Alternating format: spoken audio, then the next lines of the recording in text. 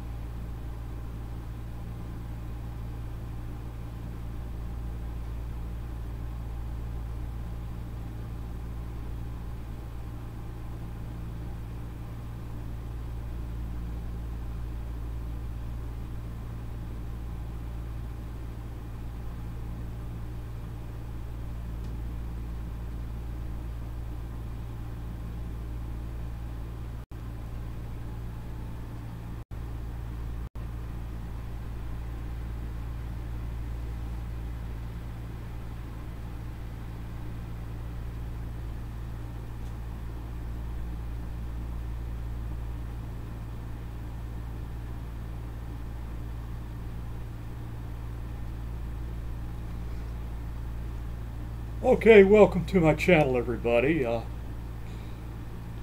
First I want to give out all the thank yous. I'd like to thank the Baird family for their support in my accident that resulted last year.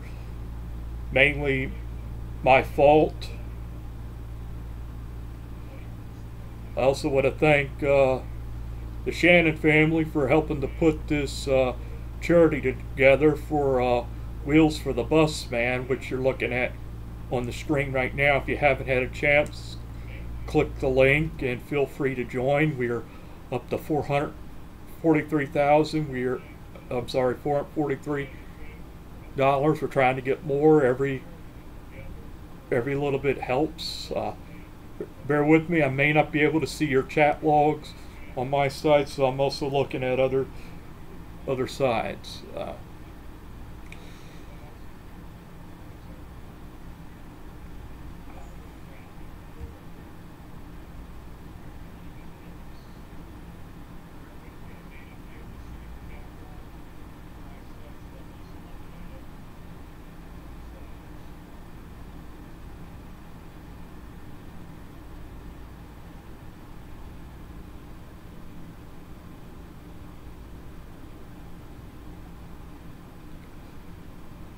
First off, I graduated high school in 1998. I went into the Navy, served for 8 years. I started out on board USS LaSalle for 3 years out of Gaeta, Italy. Took part in the Kosovo operation.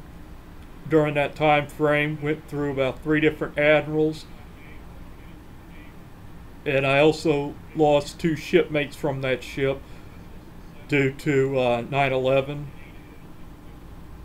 Then went to Naval Mobile Construction Battalion 5 in Port Hueneme for 2 years, where I learned how to drive buses And then from there I went and worked for elite coaches for 6 months, and then did charters for Quicks, and then continued into the Naval Reserves for NMCB 23.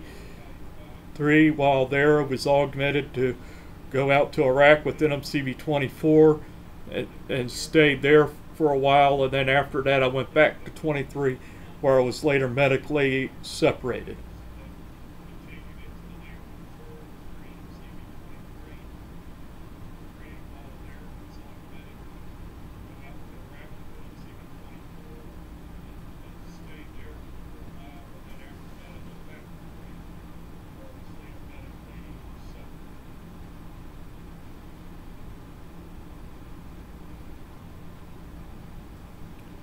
I am very well documented on my military history. If you're not sure, let me know and I'll send you a copy of all my paperwork.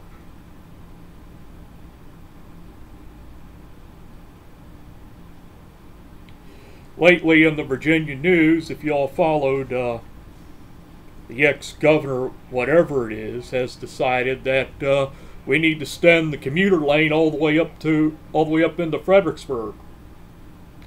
Well, this discussion has not been the first time it's been brought up.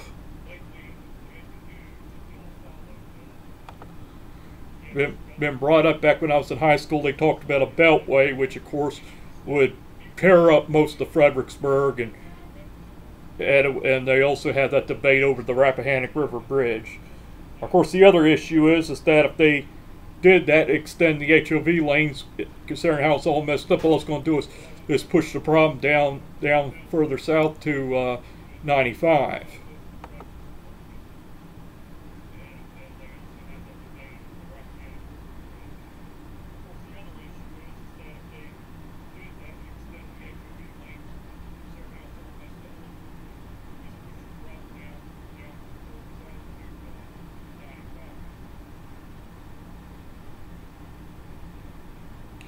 As you can see here, this is the map of Virginia as it sits today. And now most of the people who get off in Fredericksburg are commuters. I know this from personal experience from growing in the area because my dad commuted back and forth to Fairfax every day. Now, in order to move some of that traffic off of Route 3, instead of having to go around Fredericksburg, if they go up a little further into Stafford, which I can show here on this map, they could easily put in a bypass from 64 all the way into Stafford, and that would alleviate the problem on my hypothesis.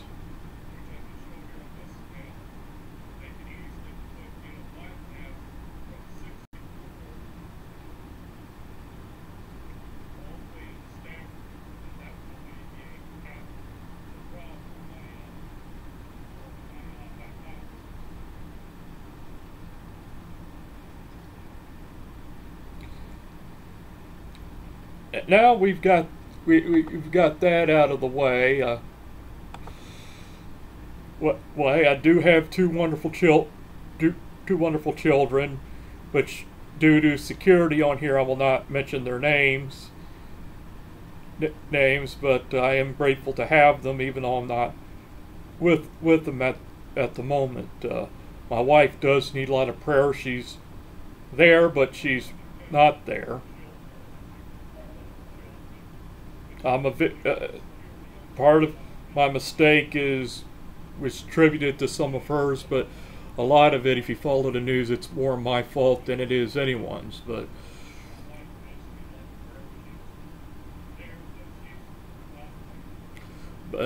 I've moved on. I'm in a wonderful veterans home, and the progress with the vehicle is that it's on hold because the VEA wants to make sure that I can access it on board the grounds where I live, and the people on grounds, due to the Veterans Commission in the state of Missouri, do not want to allow it, so I have to fight that in order to help get some of the financing done.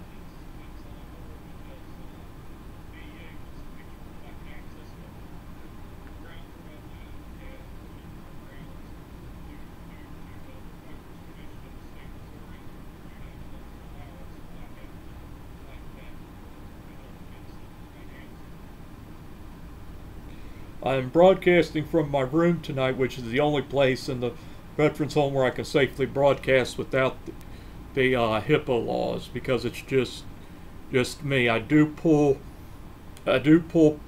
pranks here and there. They're around the time I think some of you have probably have seen them floating around around Facebook.